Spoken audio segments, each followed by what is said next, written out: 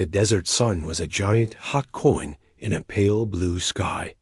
It beat down on the endless gray highway and on the metal roof of a big, dusty 18-wheeler named Big Bertha. Inside the cab, the air conditioning hummed a steady, cool tune.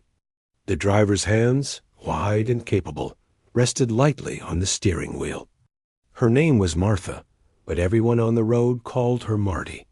She had been driving trucks longer than some of the waitresses at the diners. She stopped that had been alive. She liked these long, lonely stretches of Nevada road. Out here, the world was simple. It was her Bertha, the hum of the tires, and the big, quiet land. It gave her time to think, or better yet, not to think at all. Just to be.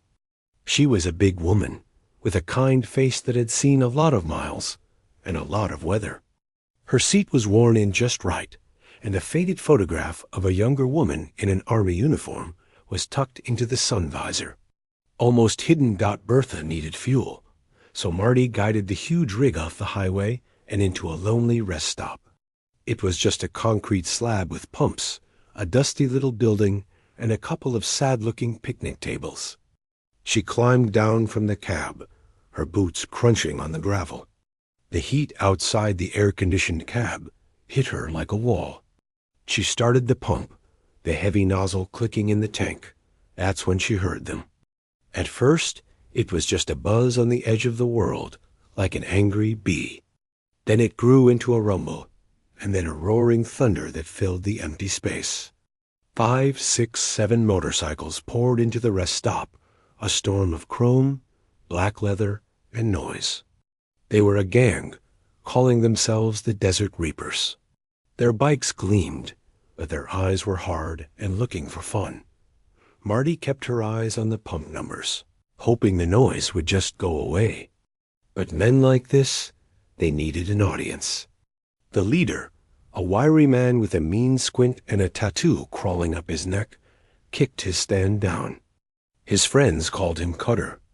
He looked at Marty, then at Bertha, then back at Marty. A slow, ugly smile spread across his face. "Well, look what the cat dragged in," he said, his voice loud enough for his buddies to hear. "Truck so big, must need its own zip code." A few of the other bikers chuckled. Marty said nothing. She just watched the numbers climb. Cutter took a few steps closer.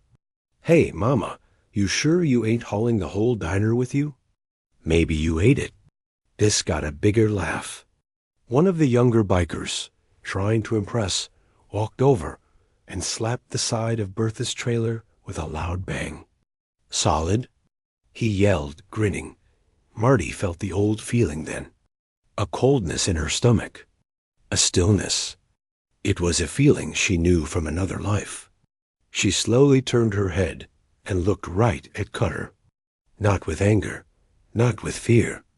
Her look was flat, like the surface of a calm, deep lake.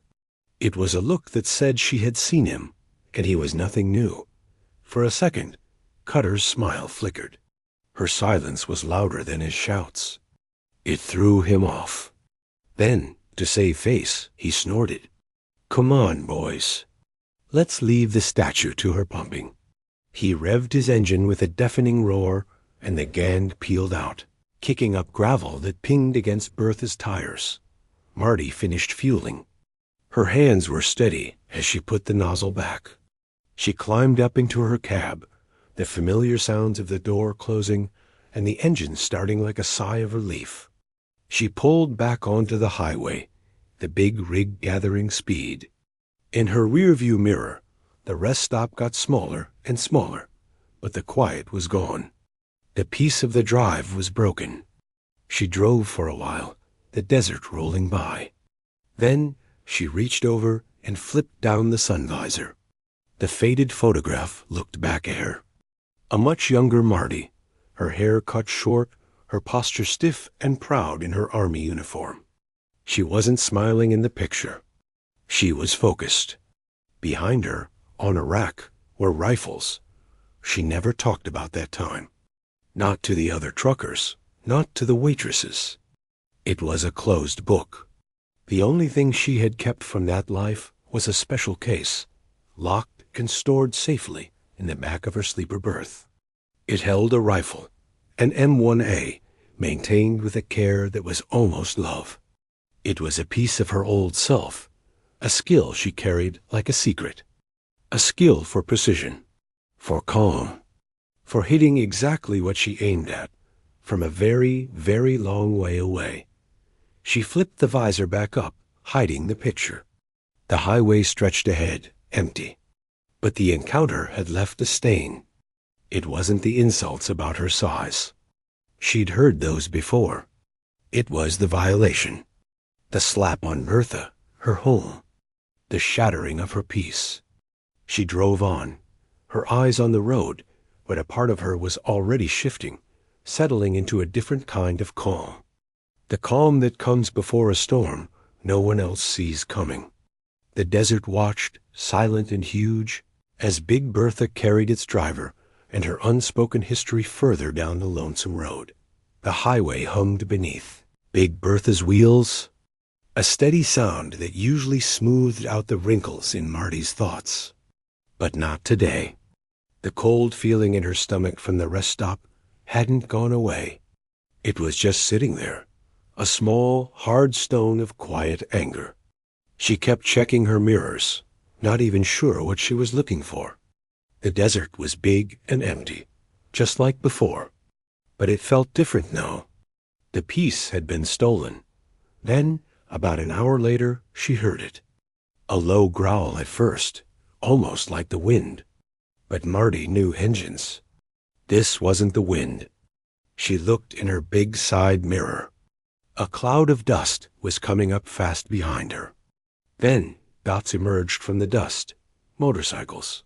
Her hands tightened on the wheel, just a little. They came up on her fast, a roar of noise that swallowed the world. The Desert Reapers. They didn't just pass her. They swarmed her. One rode so close to her front bumper, she could only see the top of his helmet. Another zoomed up alongside her passenger door, grinning wildly, pointing at her like she was a circus act. They were whooping and yelling, but she couldn't hear the words over the engines and the wind. She didn't need to. Their faces were full of mean, childish laughter. She kept her speed steady. Don't react. That's what she told herself. Just keep the rig straight and steady. Reacting is what they want. Her face was a mask, calm on the outside. Inside, her heart was a steady, heavy drumbeat. The leader, Cutter, pulled his bike right up next to her driver's side window. He was so close she could see the sweat on his forehead. He matched her speed, looking right at her. He made a gun with his thumb and finger, pointed it right at her head, and dropped his thumb like a hammer. Bang! Then he laughed and made a crude, ugly gesture with his hand. Marty didn't flinch. She just stared ahead at the road, her jaw set. She was an island, and their noise was just water crashing against her. They played this dangerous game for another mile, weaving in front of her, riding alongside, shouting things lost to the wind. Then, as the road began to climb a long, slow hill, they seemed to get bored. Cutter gave a signal. They all accelerated, their engines screaming as they shot past her and raced ahead toward the crest of the hill. She watched them go, a line of black leather against the pale sky. For a second, she thought it was over. They'd had their fun and would disappear. That's what had happened. Cutter, at the top of the hill, turned his head. He had something in his hand. A beer bottle, half full. He looked back at her rig, now a giant shape coming up the hill behind him. With a final mocking salute, he threw the bottle. It wasn't a weak toss. He hurled its sidearm. Hard dot time seemed to slow down. The bottle tumbled end over end, a brown flash in the sun. It missed her windshield. It didn't miss her truck dot. It struck her driver's side mirror with a horrible, sharp, cracked tinkle. The mirror exploded. Glass sprayed. The heavy casing snapped backwards, hanging by its wires. The bottle itself shattered. showering the side of her door with beer and brown glass. The sound of their laughter, sharp and triumphant, carried back to her as they disappeared over the hill. And then they were gone. The roar of their engines faded, swallowed by the vast emptiness. Silence rushed back in. It was a loud, ringing silence, broken only by the hum of her engine and the new, irregular whop-whop of the broken mirror casing flapping in the wind. Marty didn't slam on the brakes. She didn't scream. She let the rig coast to the top of the hill. In the distance, she could see the tiny specks of the bikes, getting smaller. She looked at her shattered mirror. The wind whipped through the empty frame, blowing little bits of glass onto her arm. That cold feeling in her stomach was gone. In its place was something else. Something clear and solid. A decision. It wasn't a hot, raging decision. It was calm, final, like turning a key. She saw a turnoff up ahead, an old service road that led to nowhere, used by maintenance crews years ago. She put on her blinker, a calm, normal action. She guided the massive truck off the smooth highway and onto the cracked, weed-choked asphalt of the old road. Bertha bounced gently. She drove a good quarter-mile, around a bend, and into the cover of some high, rocky banks until she was completely hidden from the highway. She turned off the engine. The sudden quiet was absolute. No wind, no engine, no flapping mirror. Just the faint tick of the cooling engine and the sound of her own breathing. She sat there for a long minute, looking at her hands on the wheel. Then she moved. She climbed out of the driver's seat and stepped into the living space behind the cab, her sleeper berth. It was her little home on the road. Photos of scenic places, a small coffee maker, a neat bed. She knelt down and pulled a long, heavy metal case from under the bed. It was dusty. She hadn't opened it in a very long time. She laid it on the bed and flipped the latches. They opened with two soft, precise clicks. Inside, nestled in gray foam, lay the pieces of her rifle. The dark, polished wood of the stock. The cold blue steel of the barrel. It was clean. It was perfect. It was a tool of absolute precision. One by one, she began to put it together. Her hands remembered. They moved without thought, each part clicking, sliding, locking into place with a soft, sure sound. It wasn't the fast assembly of someone in a movie. It was slow, deliberate, like a ritual. With each piece that fit together, the woman who drove a truck seemed to step back, and someone else, someone from a long time ago, stepped forward. When it was whole, she held it. The weight was familiar. It felt like an extension of her own arm. She looked at it, then looked out the small window at the hot, still desert. They thought they had broken something of hers. They thought it was just a mirror. They had no idea what they had really done. The inside of the truck was a silent, cool cave. The only sound was the soft click as Marty slid the last piece of the rifle into place. She held it now, a solid, familiar weight in her hands. It didn't feel like a weapon in that moment. It felt like a tool for measuring, a tool for fixing a scale that had been tipped. She didn't feel rage. That hot, buzzing feeling was gone. What she felt was a deep, quiet focus. It was the same feeling she got right before a long, tricky backing maneuver with the rig. Every part of her mind was awake and paying attention, but her body was calm. She opened a small, worn ammo can. The brass cartridges inside were polished and perfect. She loaded the rifle carefully, the motions as natural as breathing. Then she put on a simple, loose jacket and a wide-brimmed hat from a hook. She wasn't hiding. She was blending. She needed to become a part of the desert, just another shadow in the rocks. She climbed down from Bertha, the rifle in one hand. The desert heat wrapped around her again, but it didn't touch her focus. She looked around, her eyes scanning the land. Not far from the hidden service road, the ground rose up into a jagged line of rocky hills. One hill had a good view of the highway, looking back the way she had come. She started walking. Her boots crunched on gravel, then scraped on rock as she began to climb. It wasn't an easy walk. She was a big woman, and the slope was steep. Her breath came heavier, and sweat trickled down her temple under the hat. But she moved with a steady purpose. This was part of it. The effort, the patience. She reached a spot she liked, a flat ledge behind a large, sun-bleached boulder. From here, she could see a long, straight stretch of the gray highway, but she was completely invisible to anyone on it. She lay down on her stomach on the hard, warm rock. The rough surface pressed against her. She brushed a few small pebbles away to make a smooth space for the rifle. She settled in. This was the most important part. The waiting. The becoming still. She adjusted her body, getting comfortable, making sure nothing would cramp or twitch. She rested the rifle on a small, folded piece of cloth from her pocket. She peered through the scope. The world in the scope was clear and sharp and very small. She could see individual stones on the far side of the highway, the patterns in the asphalt, the faint heat shimmer rising from the ground. She adjusted the focus with a gentle touch.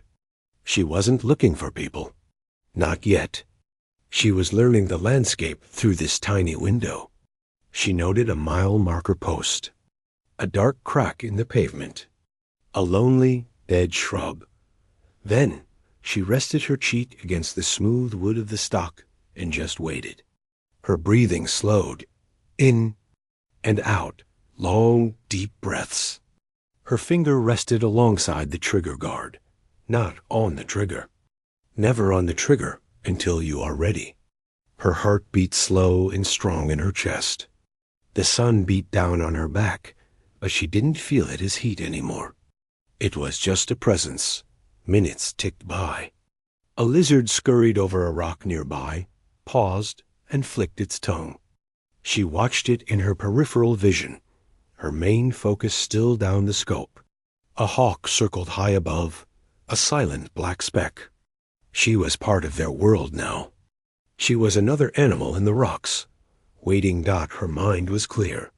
She wasn't thinking about the bikers' laughing faces. She wasn't thinking about the sound of breaking glass. Those were just facts. Data points. What she was thinking about was physics. Wind, which was calm now. Distance, the curve of the bullet over a long range. The speed of a motorcycle. She thought about her army instructor, a man with a gravelly voice who never raised it. Precision, he would say, isn't about being perfect. It's about control. You control your breath. You control your heartbeat. You control the moment. Everything else is just noise. The bikers were noise. Loud, ugly noise. Her job was to translate that noise into silence. To correct the disturbance they had made in the world. A faint, dry breeze picked up, blowing a whisper of dust across the highway below. She saw it in the scope, a tiny ghost moving over the road. She noted it. She would have to adjust just a hair for it. She heard them before she saw them. A faint, buzzing vibration coming through the rock beneath her. Then the distant, growing growl of engines. Unmistakable. They were coming back. Probably heading to the same town she was, or maybe just riding in a loop, feeling like kings of the road. She didn't tense up. Her breathing stayed even. Her eye stayed fixed to the scope. The crosshairs, a perfect, thin black plus sign hovered over the empty highway. Then they appeared in her scope. Small at first, like shiny beetles. Then growing bigger, clearer. The line of motorcycles. The sun glinted off chrome and black helmets. They were speeding, riding close together, confident. The leader was in front. She could see his figure, the same one who had thrown the bottle. Her world shrank to the circle of the scope. The crosshairs found the front tire of the lid bike. A black circle of rubber spinning fast. She didn't aim at the man. She aimed at the machine, at his pride, at his freedom to run away. She calculated the lead, the tiny amount she needed to aim in front of the moving tire to meet it. The breeze whispered again. She made a microscopic adjustment with her finger. Her finger slid inside the trigger guard. It rested on the trigger, taking up the slack. She breathed in. Then, halfway through breathing out, she became utterly still. In that perfect, silent pause between heartbeats, she squeezed, not jerked. Squeezed. The sound of the shot was a single sharp crack that shattered the desert silence. It echoed off the hills once, and then was gone. In the scope, she saw the result before she heard the chaos. The front tire of the lead bike vanished in a puff of black dust and rubber. The motorcycle's front end dug into the pavement with a terrible shriek she could hear even from far away. The bike flipped, and the rider was thrown through the air like a ragdoll, tumbling and skidding across the rough asphalt in a cloud of dust and sparks. The noise that followed was not laughter. It was the scream of metal and the panic of men who no longer understood the world. For a second after the shot, the world seemed frozen in Marty's scope. The leader, Cutter, was a tumbling, rolling shape on the gray pavement. Then chaos exploded. The other bikers, riding too close and too fast, had no time to think. The second bike swerved violently to avoid the wreck, its rider fighting for control. The third bike slammed into the back of it with a sickening crunch of plastic and metal. The neat, proud line became a tangled, screaming mess of skidding motorcycles and flying bodies. Marty watched, her face calm. She was separate from it, up in her quiet world of rock and sun. She worked the rifle's bolt smoothly. A hot, empty cartridge case flew out and clinked on the rock beside her. The next bullet slid into the chamber with a solid click. The sound was clean and precise against the distant noise of panic. The bikers were scrambling now. Two were on their feet, dragging their hurt friends toward the shallow ditch on the side of the road.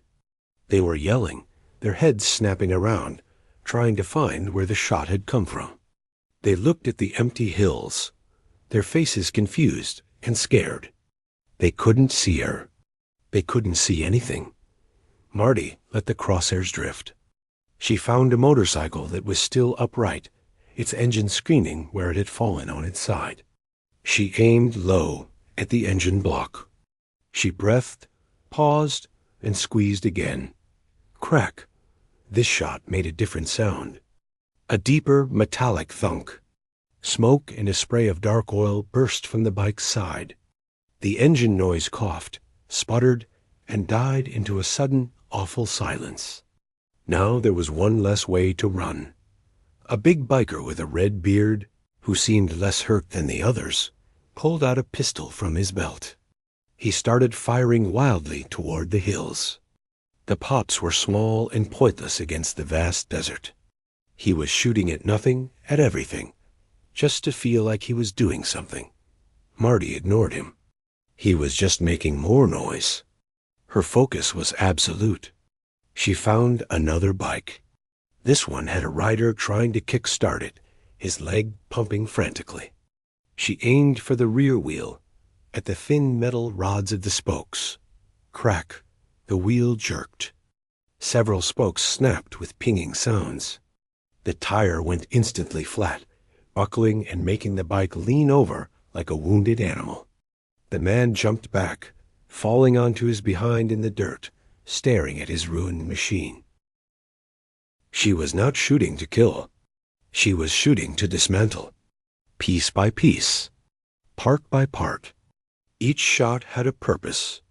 A radiator hissed steam after a precise hit. A fuel tank began leaking a steady, clear stream of gasoline onto the hot asphalt after another. A chrome front fork bent with a visible twist. With each precise crack from the hills, another piece of their world broke. Their confidence was gone. Their powerful machines were becoming useless piles of scrap metal and leaking fluids. Their leather jackets, which had made them feel tough, now just looked hot and clumsy as they crawled in the dirt. Cutter, the leader, was finally sitting up in the ditch. He was holding his arm, which was bent at a wrong angle. His face was a mask of pain and pure, boiling anger. He was screaming, not in pain, but in rage. He was shouting curses at the empty hills, his voice thin and desperate against the huge sky. "Show yourself." He screamed, his voice cracking. "Fight fair, you coward." The word coward meant nothing up on the ledge. Marty watched him scream. She saw the fear under his anger. He had never been in a fight he didn't control. He had never been the one who was blind and exposed. This wasn't a bar fight. This was mathematics. This was cause and effect. She loaded her last few rounds. Her movements were slow, economical. She saw one biker trying to use his motorcycle as a shield, peeking over the seat. She aimed at the front brake disc, the shiny round piece of metal behind the wheel. Crack! The disc rang like a gong, a sharp, singing sound that made the man duck down and cover his head. It was over. It had taken less than 2 minutes. The highway, which had been a ribbon of speed and noise, was now a roadblock of broken dreams. 7 motorcycles, once gleaming and loud, were still. Some were on their sides. Some were just sitting dead with flat tires or pools of fluid growing beneath them. The bikers were all in the ditch, huddled together. They were not trying to run anymore. They were just hiding, their eyes wide, staring at the silent, menacing hills. The only sounds were the moans of one hurt rider, the hiss of escaping steam, the slow drip, drip, drip of gasoline, and the dry desert wind. The powerful roar was gone, replaced by the sounds of broken things. Marty lay still for a long moment, watching through the scope. She watched them shiver in the ditch, even in the heat. She watched Cutter hold his broken arm and finally stop yelling. He just sat there, his head down, defeated. He wasn't a tough guy anymore. He was just a hurt, scared man by the side of a long, lonely road. Slowly, carefully, Marty lifted her cheek from the rifle stock. The connection was broken. She sat up, her back stiff from lying so still. She looked down at her hands, then out at the vast, beautiful, uncaring desert. The hawk was still circling, high above. The lizard was probably still sunning itself on its rock. She began to take the rifle apart, the same careful way she had put it together. Each piece went back into its molded foam home. The metal was warm from the sun and from being fired. When the last piece was stored and the case latches closed with a soft click, the weapon was gone. It was just a locked box again. She stood up, brushing the dust from her pants. She took one last look down at the scene on the highway. It looked very small from up here. A little patch of trouble in a huge, quiet world. She picked up the brass cartridge cases from the rock, putting them in her pocket. She left no trace. Then she started the slow, careful climb back down to where Big Bertha waited, hidden and patient in the shade of the rocks. The walk back to the truck was quiet. The only sounds were her boots on the gravel and the distant, lonely cry of the hawk. The heavy rifle case felt lighter now, not because it was, but because the weight inside her had shifted. The cold, hard stone of anger was gone. What was left was a kind of quiet tiredness, the feeling you get after finishing a long, difficult job. She reached Big Bertha, a fortress of cool metal in the heat. She opened the passenger door and slid the case back into its hiding place under the bunk. It clicked shut, a final sound. For a moment, she just stood in the sleeper cab, her hands on the neat bedspread. She listened to the absolute silence. No more gunshots. No more screaming engines. Just the hum of the refrigerator and the beat of her own heart, slowing back to its normal, steady rhythm. She took off the wide-brimmed hat and the loose jacket, hanging them back on their hook. She splashed a little cool water from her sink on her face, the droplets tracing lines through the fine desert dust on her skin. She looked at her reflection in the small mirror. The same eyes looked back. A little older, a little more tired, but calm. The calm after a storm only she had felt. She climbed back into the driver's seat. The familiar seat sighed under her weight. She looked at the shattered mirror on her side, the glass teeth still hanging in the frame. She reached out and carefully pulled the biggest pieces free, dropping them into a trash bag. She didn't need the mirror. Not for what came next. She started the engine. It was a good, strong sound. A working sound. She let it idle for a minute, feeling the big machine come alive around her. Then she put Bertha in gear and guided her slowly back along the bumpy service road, toward the main highway. As she turned onto the smooth asphalt, the scene appeared ahead. It looked different from down here, closer. Messy, eh? The bikers were still huddled in the shallow ditch. One was trying to wave down a car, but the few cars that came by were speeding up, not slowing down. Who would stop for a group of rough-looking men surrounded by wrecked bikes? Marty drove at a steady, slow pace. She was in no hurry. The broken mirror on her side meant she had to turn her head to see them clearly. She did. They heard the rumble of her big rig and looked up. Their faces were dirty, streaked with sweat and dust, and on one or two, tears of pain and fear. They saw the truck coming. They saw it was the same truck, the one they had mocked. They saw the shattered window frame where the mirror had been. Recognition dawned on their faces. Then confusion. What was she doing? Was she stopping to help? To gloat? Marty didn't stop. She didn't speed up to race past them either. She just rolled along at the same steady pace, a queen passing through a conquered land. As she came alongside the ditch, she rolled down her window. The hot, gritty air blew in, carrying the smells of spilled gasoline and fear. Cutter, the leader, was sitting right by the edge of the pavement, clutching his bent arm. His face was pale. He looked up as the shadow of her truck fell over him. His eyes met hers. It was a different look from the one at the rest stop. All the mean laughter was gone. All the swagger was erased. In his eyes, she saw the shock of the crash, the pain of his arm, the utter confusion of what had happened. But deeper than that, she saw a dawning, terrible understanding. He looked at her calm face, her steady hands on the wheel of this massive truck. He looked past her, into the dark cab, as if trying to see an answer. He knew.